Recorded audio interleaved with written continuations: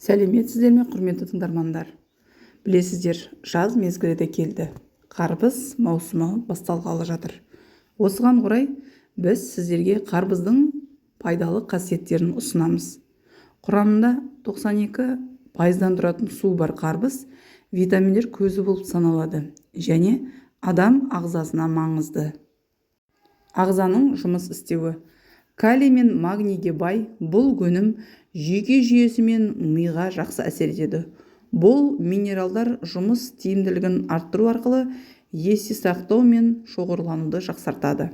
Сонымен қатар, қарбыз жоғары антиоксиданттық қасиеттерге ие.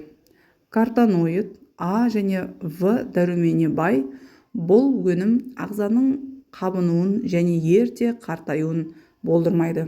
Судың дәрумендері мен минералдардың көп болуы тері мен көрудің денсаулығына да әсер етеді.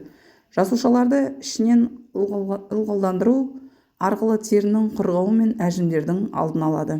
Сонымен қатар, оның құрамындағы заттардың арқасында ол жүрек, қан тамырлары ауруларының алдын алады және нығайтады.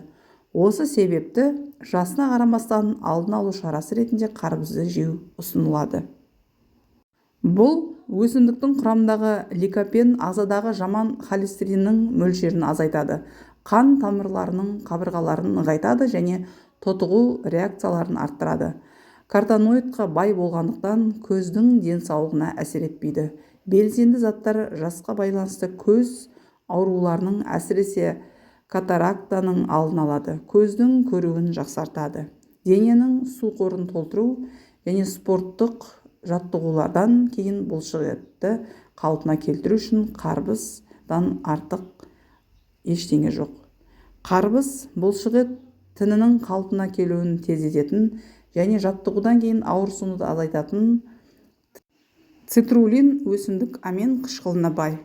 Сіздерге, қымбаттылар, жеткізгіміз келетін тағы бір пайдалы ақпарат осылардан тұрды. Арнамызды көруді жалғастырыңыз, каналға тіркеліп, қолдап жіберіңіздер. Сау, саламат болыңыздар.